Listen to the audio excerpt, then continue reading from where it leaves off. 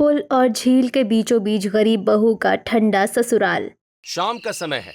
प्रेमपाल, प्रीतम, प्रेम और गीतम दिन भर की मजदूरी करने के बाद शाम को थके हारे घर आकर जमीन पर बैठे होते हैं। गीता रसोई में सबके लिए रोटियां बना रही है। दादी कोने में एक पुरानी खाट पर लेटी खांस रही हैं। आज तो ठेकेदार ने कमर ही तोड़ दी यार। साला 10,000 ईंटें उठवा ली, पर दिहाड़ी के नाम पर वही 200 रुपए थमा दिए। बाबा काम तो भारी है, पर दाम नहीं है। इतने में तो बस घर का खर्चा ही चल पाता है, और इस पुराने घर की मरम्मत के लिए भी पैसे नहीं बचते। भैया हर दिन आधी रात को तो छत से मिट्टी गिरती है। डर लगता है किसी दिन ये छत ही हमारे ऊपर ना गिर जाए। अरे छोटे, अभी जो मिल रहा है उसी में सब्र कर। चारों बाप बेटे एक ही जगह काम करते हैं, यही बहुत है। कम से कम घर का नमक रोटी तो चल रहा है ना। तुम लोग हाथ पैर धो लो, रोटियां बन गई है। आज सब्जी के लिए पैसे नहीं थे तो बस नमक और प्याज के साथ ही खानी पड़ेगी। अचानक कोने से दादी के खांसने की आवाज आती है। गीता और प्रीतम, मेरी छाती में बहुत दर्द हो रहा है, सांस नहीं आ रही, बचाओ। अरे भगवान, माँ जी को क्या हुआ? प्रीतम के पापा जल्दी आओ, देखो तो सही, माँ जी का दम घुट रहा है। माँ, आंखें खोलो माँ। प्रीतम, पानी ला जल्दी। प्रेम, दौड़कर बाहर से कोई गाड़ी का बंदोबस्त कर जल्दी। दादी पानी पियो। बाबा, दादी तो पानी भी नहीं निकल पा रही, इनकी आंखें पलट रही हैं। भैया इस वक्त गांव में कोई गाड़ी नहीं मिलेगी। रात के 11 बज रहे हैं। मैं ठेकेदार की साइकिल मांग कर लाता हूँ। साइकिल से क्या होगा? लगता है माँ को दिल का दौरा पड़ा है। प्रीतम, तू और प्रेम माँ को कंधे पर उठाओ, हमें इन्हें तुरंत शहर के अस्पताल ले जाना होगा। चारों बाप बेटे और गीता दादी को जैसे तैसे चादर में लपेटकर रात के अंधेरे में दौड़ते हुए शहर के सरकारी अस्पताल पहुंच जाती हैं। दादी को तुरंत इमरजेंसी वार्ड में ले जाया जाता है। कुछ देर के बाद डॉक्टर बाहर आता है। आप लोग इनके परिवार से हैं? देखिए, इनकी हालत बहुत नाजुक है। इन्हें बहुत गंभीर हार्ट अटैक आया है और इनके फेफड़ों में पानी भर चुका है। डॉक्टर बाबू, मेरी सास को बचा लो, जो करना है करो, पर उन्हें ठीक कर दो। देखिए, मैं अपनी पूरी कोशिश कर रहा हूं, लेकिन इनका तुरंत ऑपरेशन करना पड़ेगा बिना देरी किए, और इसके लिए आपको कम से कम 50,000 रुपए तुरंत जमा कराने होंगे, और दवाइयों का खर्च अलग से आएगा। 50,000? डॉक्टर बाबू, हम तो रोज कमाने खाने वाले मजदूर हैं। हमारे पास इतने पैसे एक साथ कहां से आएंगे? देखिए, मैं आपकी मजबूरी समझ सकता हूं, लेकिन अस्पताल के अपने कुछ नियम होते हैं। अगर सुबह तक पैसे जमा नहीं हुए तो बुजुर्ग महिला का बच पाना मुश्किल हो जाएगा। आप लोग प्लीज जल्दी से फैसला कीजिए। डॉक्टर अंदर चला जाता है। गीता जमीन पर बैठकर रोने लगती है। हे भगवान, ये क्या परीक्षा ले रहा है? हमारे पास तो दवाई तक के भी पैसे नहीं है। इतने पैसे कहाँ से लाएंगे? क्या माँ जी हमें छोड़कर चली जाएंगी? रो मत गीता, हिम्मत रख। हम हार नहीं मान सकते। प्रीतम, प्रेम, सुनो, कल सुबह होते ही हम चारों ठेकेदार के पास जाएंगे, उससे पैर पकड़कर एडवांस मांगेंगे। बाबा, वो ठेकेदार बहुत जालिम है। वो कभी किसी को 1 रुपया ज्यादा नहीं देता। क्या वो हमारी मदद करेगा? भैया, कोशिश तो करनी ही होगी ना। हम उसे लिखकर दे देंगे कि हमारी रोज की दिहाड़ी से पैसे काट ले, पर अभी दादी जी की जान बचाना ज्यादा जरूरी है। अगली सुबह कंस्ट्रक्शन साइट पर ठेकेदार रामसुख अपनी कुर्सी पर बैठा पान चबा रहा होता है। प्रेमपाल और उसके तीनों बेटे वहां पहुंचकर उसके सामने हाथ जोड़कर खड़े हो जाते हैं। अरे प्रेमपाल, आज तुम सब सुबह सुबह यहाँ पर?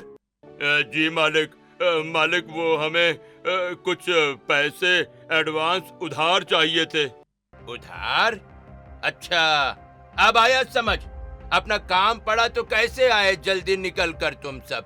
वैसे कितना पैसा चाहिए उधार? हाँ, वो मालिक, बस 50,000। क्या 50,000 रुपए एडवांस? तुम लोगों का दिमाग तो खराब नहीं हो गया है सालों? हैं? तुम्हारी औकात क्या है मुझसे इतना बड़ा कर्ज मांग रहे हो? मालिक, माँ अस्पताल में जिंदगी और मौत के बीच झूल रही है। डॉक्टर ने कहा है कि आज ऑपरेशन नहीं हुआ तो वो नहीं बचेगी। आप हमारे माई बाप हैं मालिक, हमारे लिए भगवान के रूप हैं। हमारी मदद कर दीजिए मालिक, हमारी मदद कर दीजिए। अरे प्रेमपाल, मैं कोई बैंक हूँ क्या? या कोई धर्मशाला खोल रखी है? तुम चारों मिलकर 800 रुपए कमाते हो, उसमें से तुम्हारा घर का खर्च मुश्किल से चलता है। अगर मैंने तुम्हें 50,000 दे दिए तो तुम जिंदगी भर मेरी गुलामी करोगे भाई, तब भी कर्ज नहीं चुकेगा। मालिक, हम चारों अपनी जान लगा देंगे, रोज 12-12 घंटे काम करेंगे, आप हमारी आधी दिहाड़ी काट लेना, पर भगवान के लिए मना मत कीजिए प्लीज। चुप रह, ज्यादा जबान मत लड़ा, मुझे अपना पैसा डुबाना नहीं है। तुम्हारे पास गिरवी रखने के लिए कुछ है? क्या कोई जमीन, कोई सोना कुछ है? मालिक, हमारे पास तो बस वो एक पुरानी झोपड़ी है, उसके अलावा कुछ नहीं। अगर उसको भी गिरवी रख दिया तो हम कहाँ रहेंगे? तो फिर भागो यहाँ से, चलो। उस मिट्टी की झोपड़ी के नाम पर मैं 50,000 दूं? चलो काम पर लगो, वरना आज की दिहाड़ी भी कट जाएगी। पैसे चाहिए तो जाओ किसी साहूकार के पास, मेरे पास मत मरो। चारों बाप बेटे अपमानित होकर वहां से निकल जाते हैं। अब कोई रास्ता नहीं बचा। उस ठेकेदार ने ठीक कहा, हमें गांव के बड़े साहूकार के पास ही जाना होगा। पर बाबा, साहूकार तो खाल खींच लेता है, वो बहुत भारी ब्याज लेगा। तो क्या मैं अपनी माँ को मरते देखूं? घर रहे या न रहे, माँ की जान बचनी चाहिए। चलो साहूकार की हवेली पर चलते हैं। प्रेमपाल साहूकार के पास जाता है और दरवाजा खटखटाता है। अरे प्रेमपाल, आज कैसे आना हुआ भाई? क्या कोई नई मुसीबत गले पड़ गई है? सेठ जी, माँ का ऑपरेशन है, मुझे 50,000 रुपयों की सख्त जरूरत है।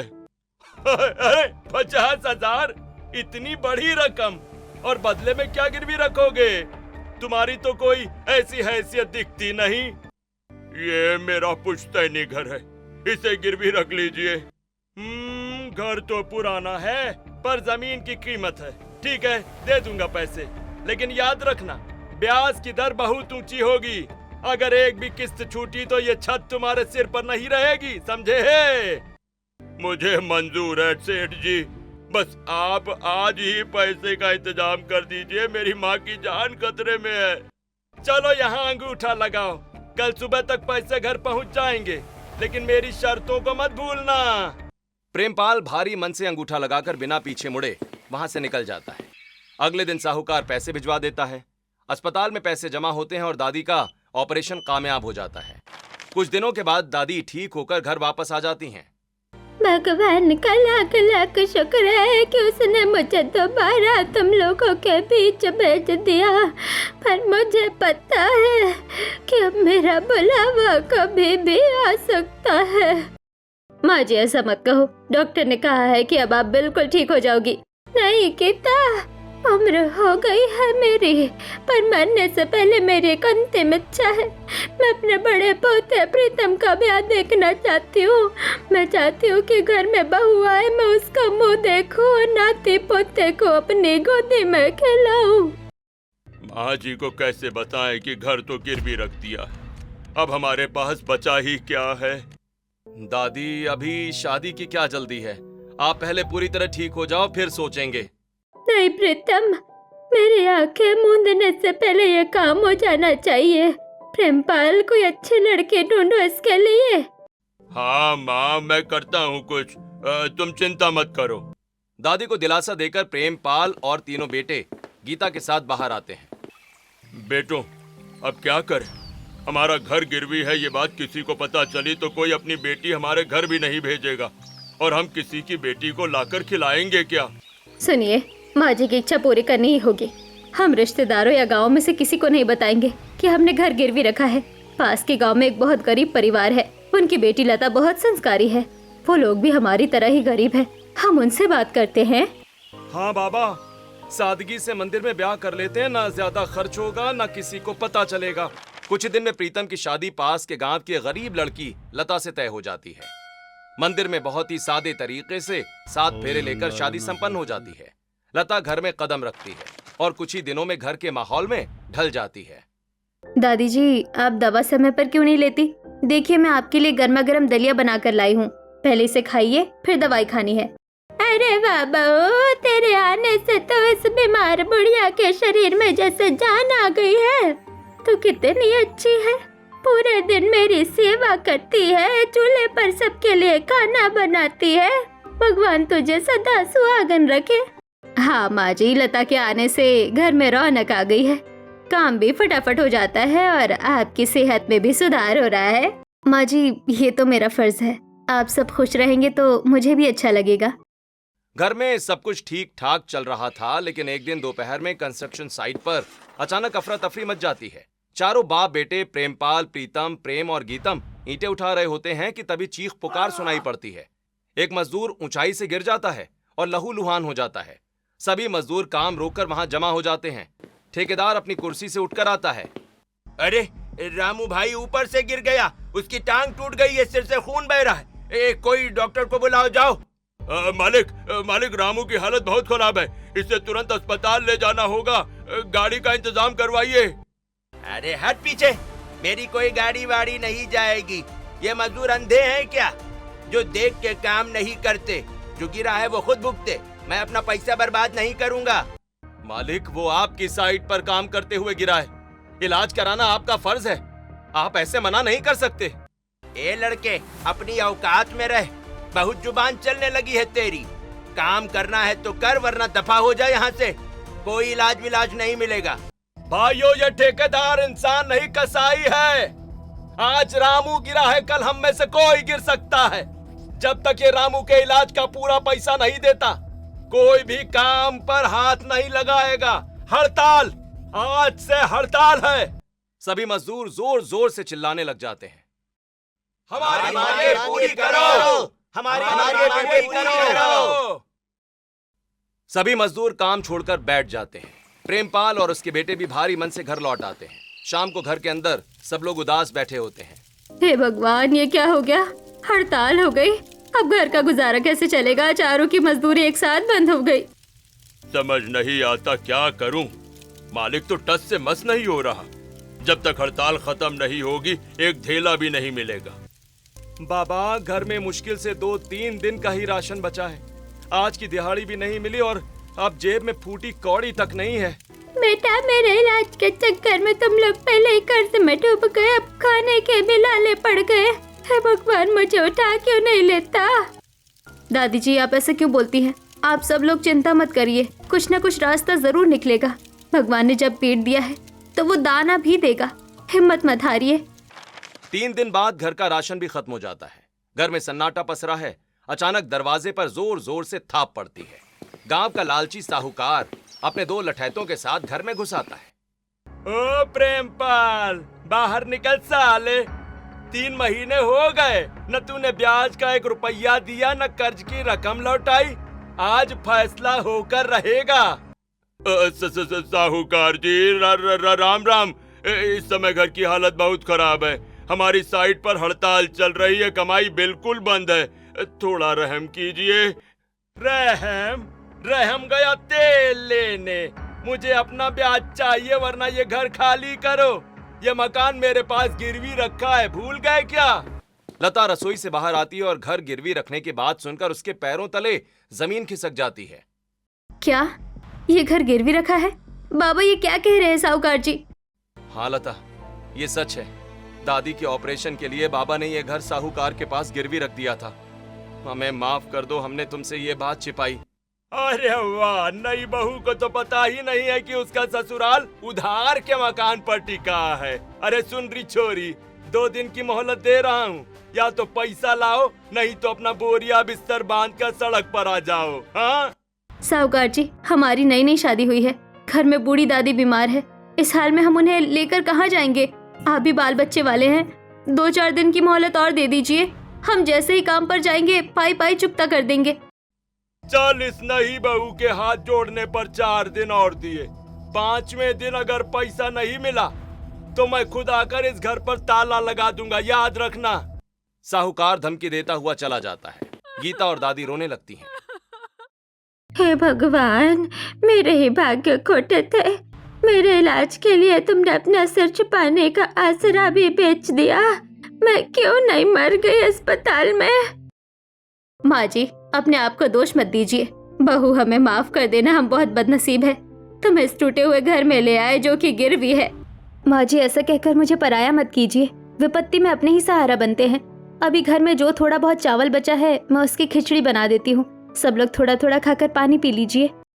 4 दिन और गुजर जाते हैं, पैसों का इंतजाम नहीं होता। साहूकार अपने आदमियों के साथ दोबारा ब्याज लेने आता है और जोर जोर से चिल्लाकर अपने पैसे मांगता है। प्रेमपाल, अरे ओ प्रेमपाल, कहाँ मर गया? अब का बीबी के पल्लू में छिपा है रे? अगर आज मेरा पैसा नहीं मिला तो अभी इसी वक्त निकल जाए इस घर से। साहूकार जी, मैं आपके पैर पड़ता हूँ, हड़ताल खत्म नहीं हुई है अभी। हमारे पास रोटी तक को पैसा नहीं है, रहम कीजिए, हमें घर से मत निकालिए। अच्छा, तुम पर रहम करने के लिए ही तो बैठा हूँ मैं। ए लड़कों, उठाओ इनका सामान और फेंक दो बाहर इन कीड़ों को। आज से ये झोपड़ी हमारी हुई। ए, निकलो सारे के सारे। साहूकार के आदमी घर में घुसकर सामान फेंकने लगते हैं। गीता और लता रोते हुए अपने कुछ कपड़े और बिछाने के लिए चादरें थैलियों और गठरियों में बांध लेती हैं और सब घर से बाहर निकल जाते हैं। जब पैसा लेकर आओगे चाबी ले जाना, तब तक बाहर की हवा खाओ। चलो साहब, हम अब अपनी बीमार माँ को लेकर कहाँ जाएंगे? थोड़ा तो रहम करो। रहम गया तेल लेने। जब पैसे लेकर आओगे तब करना रहम की बात। अभी चल, निकल यहाँ से। पूरा परिवार सिर पर गठरियां रखे रोते हुए सड़क पर आ जाता है। तेज धूप है और बीमार दादी मुश्किल से 2 कदम चल पा रही हैं। चलते चलते शाम हो जाती है और अचानक आसमान में काले बादल छा जाते हैं और तेज आंधी के साथ मूसलाधार बारिश शुरू हो जाती है। हे भगवान, ये कैसी आफत है। माँ जी भीग रही है, फिर से इनकी तबीयत बिगड़ ना जाए। अब हम जाए तो जाए कहाँ? आगे बड़ा वाला पुल है, उसके नीचे चलते हैं, वहाँ बारिश से थोड़ी राहत मिल जाएगी। हाँ भैया, जल्दी चलो, दादी के पैर अब और नहीं चल पाएंगे। सब लोग भागकर शहर के बड़े पुल के नीचे पहुंचते हैं। पुल के नीचे एक बड़ी सी झील दिखाई देती है, जहां घास फूस और कचरे के बीच एक छोटी सी टूटी फूटी झुग्गी होती है। बाबा देखो, वहां घास फूस की एक पुरानी झुग्गी है, किसी चरवाहे या मछुआरे ने बनाई होगी कभी। बाबा, आज की रात काटने के लिए यही हमारा आसरा है। चलिए इसके अंदर बैठते हैं। पूरा परिवार झुग्गी के अंदर जाता है। जमीन पर सूखी घास पड़ी है। लता अपनी गठरी से चद्दरें निकालती है और जमीन पर बिछाती है। सब लोग सिकुड़कर बैठ जाते हैं। ऊपर पुल से गाड़ियों के गुजरने की भारी घड़ घड़ की आवाज आ रही है। बेटा, ऊपर से इतनी तेज आवाज आ रही है, कलेजा कांप रहा है। नीचे पानी का शोर है, ठंडी हवा बदन को चीर रही है। कैसे कटेगी ये रात? दादी जी, आंखें बंद कर लीजिए। ये ठंडी हवा महलों में भी नसीब नहीं होती। सोचिए कि भगवान ने हमें गर्मी से बचने के लिए इस ठंडी जगह पर भेजा है। सो जाइए, कल सुबह कोई ना कोई रास्ता जरूर निकलेगा। रात जैसे तैसे कट जाती है। अगली सुबह पुल के नीचे ठंडी हवा चल रही है। झील का पानी बिल्कुल शांत और साफ दिख रहा है। उफ, पेट में चूहे कूद रहे हैं। कोई थोड़ा पानी तो पिला दो रे, गला सूखा जा रहा है। माँ जी, घर से जो थोड़ा बहुत पानी लाए थे वो तो खत्म हो गया। ये झील का पानी तो खारा है, ये पीने लायक नहीं है। अब पानी कहाँ से लाऊं?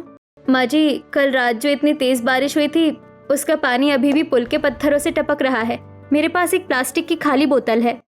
लता तुरंत एक टूटी हुई प्लास्टिक की बोतल उठाती है, उसे ऊपर से काटती है और पुल के कोने से टपकते हुए साफ बारिश के पानी को उसमें इकट्ठा कर लेती है।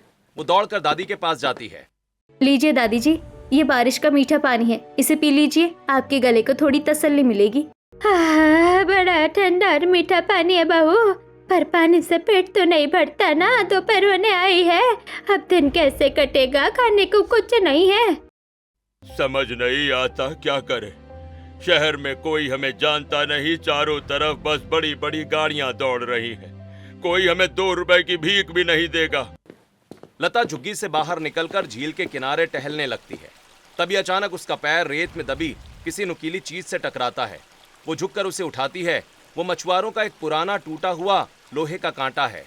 अरे, ये तो मछली पकड़ने का कांटा है। भले थोड़ा टूटा हुआ है, पर अगर मैं इसे इस मजबूत जंगली बेल और सूखी लकड़ी के सहारे बांध दूं तो ये काम कर सकता है। अरे बहू, ये तुम क्या उठा लाई और इसका क्या कर रही हो? माँ जी, आप बस देखते जाओ।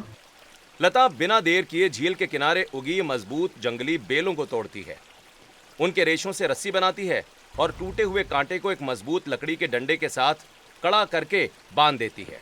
वो जुगाड़ू कांटा लेकर झील के पानी के पास बैठ जाती है। हे भगवान, आज इस गरीब परिवार की लाज रख लेना। बस एक मछली फंसा दे, लता घंटों धूप और पानी के बीच बैठी रहती है।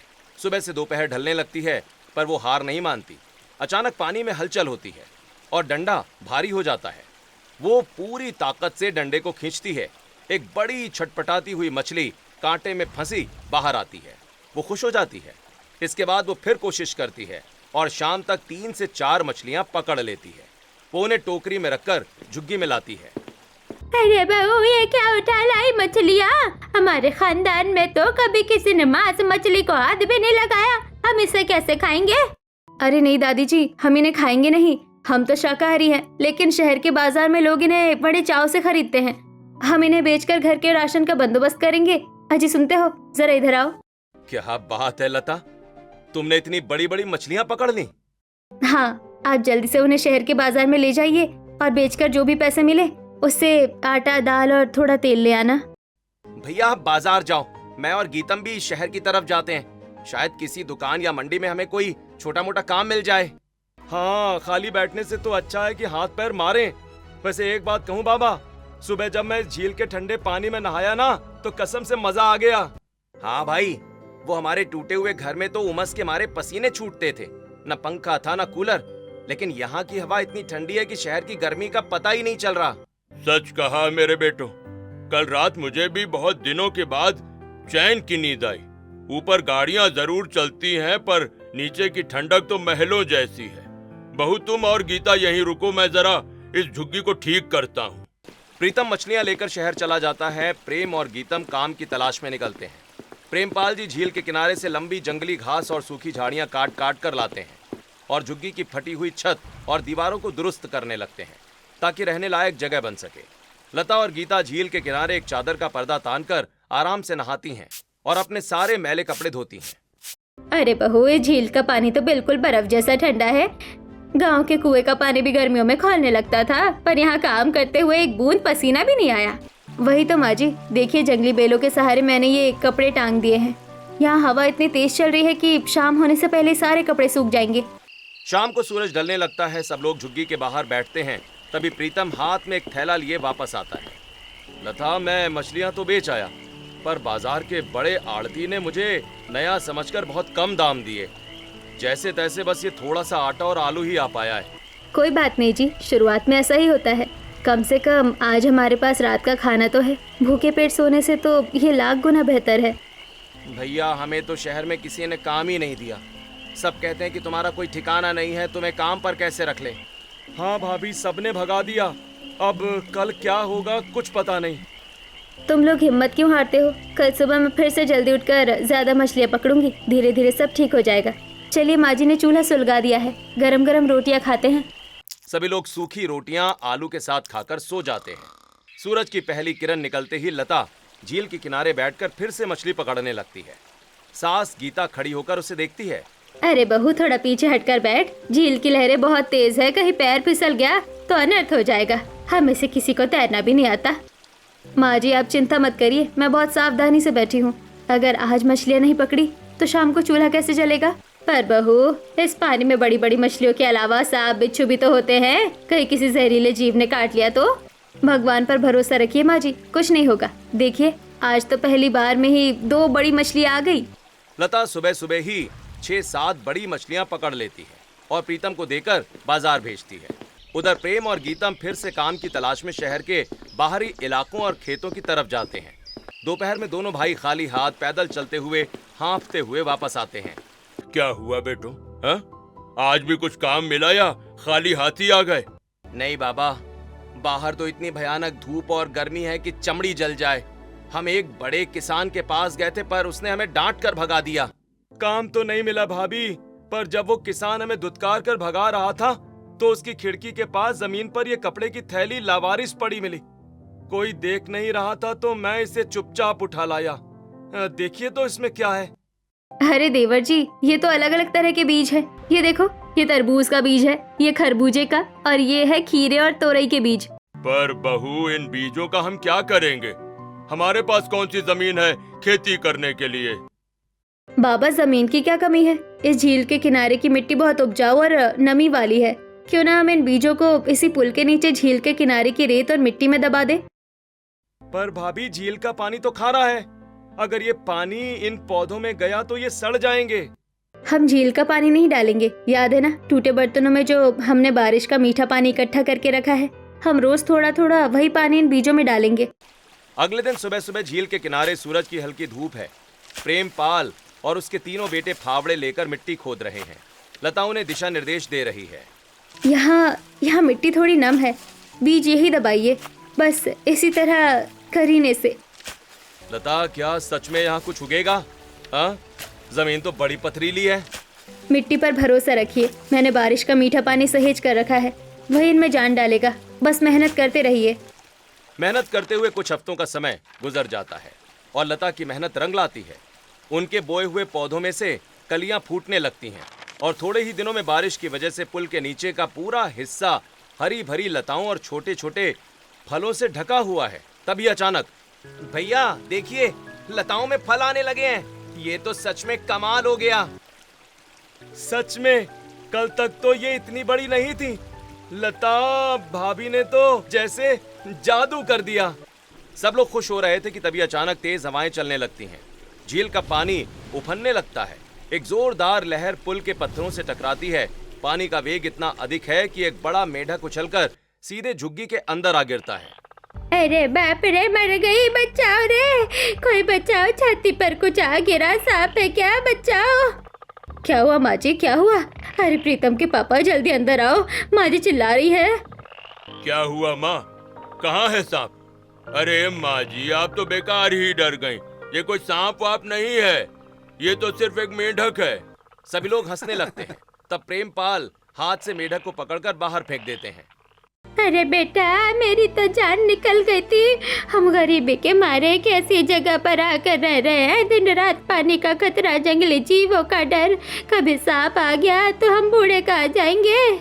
दादी जी, आप शांत हो जाइए, कुछ नहीं होगा। जब तक आपके बेटे और बहू यहाँ हैं, आपके ऊपर आँच भी नहीं आने देंगे। देखिए, इस जगह पर कम से कम शहर जैसी चिलचिलाती धूप और गर्मी तो नहीं है ना। रात को सोते समय कितनी ठंडी हवा चलती है। बहू बिल्कुल सच कह रही है माँ।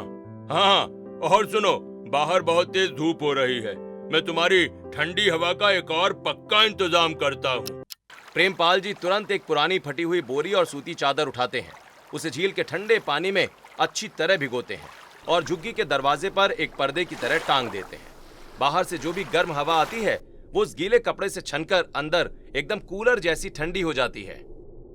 आहा प्रेमपाल, तूने तो कमाल ही कर दिया। ये हवा तो हमारे उस पक्के मकान से भी ज्यादा ठंडी लग रही है। उसी दिन शाम को लता झील के किनारे बैठकर कुछ गंदे कपड़े धो रही होती है। पानी की लहरें उसके पैरों को छू रही थीं। अचानक पत्थरों के बीच एक लंबा काला सांप रेंगता हुआ बाहर आता है। हे भगवान, इतना बड़ा सांप! अगर मैं चिल्लाई तो जुग्गी से दादी और माँ जी बाहर भागेंगी और ये सांप डर कर उन पर हमला कर सकता है। मुझे खुद ही कुछ करना होगा। लता हिम्मत जुटाकर बिना कोई आवाज किए चुपके से पास पड़ी एक मजबूत लकड़ी उठाती है। सांप जैसे ही उसके करीब आता है वो पूरी ताकत से डंडे को जमीन पर पटकती है। सांप डर कर अपना रास्ता बदल लेता है और पानी की तरफ भाग जाता है। उफ, बाल बाल बची। पर मैं ये बात घर में किसी को नहीं बताऊंगी, वरना सब डर के मारे यहाँ से जगह छोड़ देंगे और हमारे पास जाने के लिए कोई दूसरा ठिकाना भी नहीं है। कुछ दिन और बीत जाते हैं। बीजों की बेलें अब पूरी तरह फल फूल चुकी होती हैं। पूरी जगह हरी भरी हो गई थी। लता सुबह उठकर बेलों के पास जाती है और पत्तियों को हटाकर देखती है। वहाँ बड़े बड़े तरबूज, गोल खरबूजे और लंबी लंबी हरी तुरई और खीरे लटके हुए हैं। माँ जी, बाबा जल्दी बाहर आइए और देखिए, हमारी मेहनत रंग लाई। सभी लोग झुग्गी से बाहर आते हैं और हरी भरी पैदावार देखकर सबकी आंखें फटी की फटी रह जाती हैं। अरे वाह बहू, इतने बड़े बड़े तरबूज और खरबूजे, वो भी सिर्फ बारिश के पानी से। ये तो चमत्कार हो गया। लता तुरंत एक बड़ा तरबूज तोड़ कर लाती है और उसे चाकू से काटती है। लीजिए दादी जी, लीजिए बाबा, इस ठंडे ठंडे तरबूज को खाइए। वाह बहू वाह, इतना मीठा रसदार तरबूज तो मैंने अपनी पूरी जिंदगी में नहीं खाया। खाकर आत्मा तृप्त हो गई। सुनो जी, अब हमारे पास जरूरत से ज्यादा फल और सब्जियां हैं। जब तक आप लोगों को शहर में कोई पक्की नौकरी नहीं मिलती तब तक आप खाली मत बैठिए। प्रीतम जी, आप मछली बेचिए और प्रेम और गीतम, तुम दोनों इन ताजी मछलियों और तरबूजों को शहर के बाजार में ले जाकर बेचो। हाँ भाभी, ये तो बहुत बढ़िया आइडिया है। ये तरबूज इतने ताजे हैं कि बाजार में लोग इन्हें हाथों हाथ खरीदेंगे।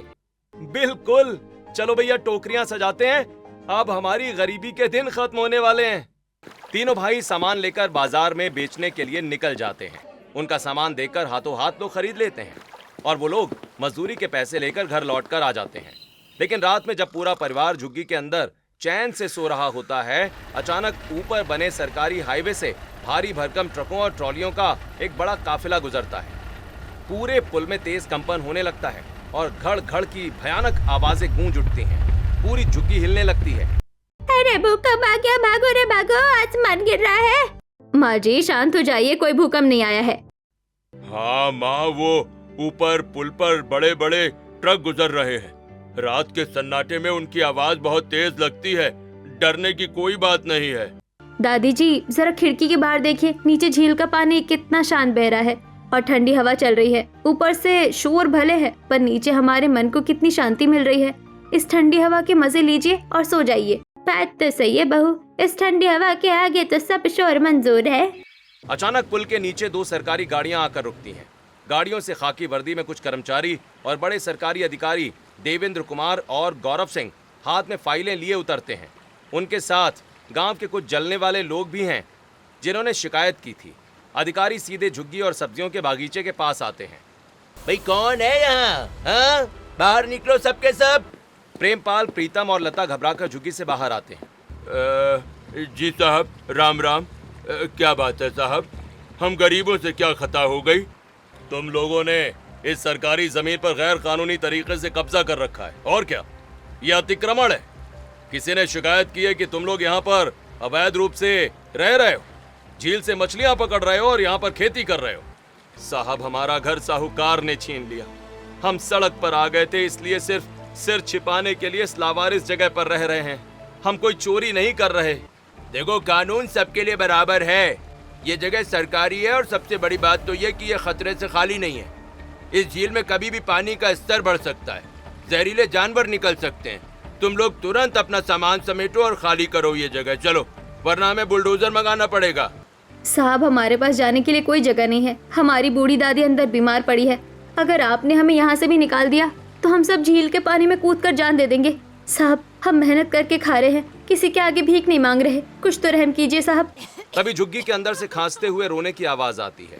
गीता और दादी भी बाहर आ जाती हैं। बूढ़ी दादी को देखकर अधिकारी थोड़े नरम पड़ते हैं। देवेंद्र जी, परिवार तो वाकई बहुत गरीब है और इन्होंने इस बंजर जगह को कितना, देखिए, सुंदर और हरा भरा बना दिया है। क्यों ना हम इनकी मदद करें। देखो प्रेमपाल, कानूनन तुम यहाँ नहीं रह सकते, लेकिन तुम्हारी इस बहू की हिम्मत और तुम्हारी मजबूरी को देखते हुए हम तुम्हें सरकारी मुख्यमंत्री आवास योजना के तहत एक पक्का मकान दिलाने की कोशिश करेंगे।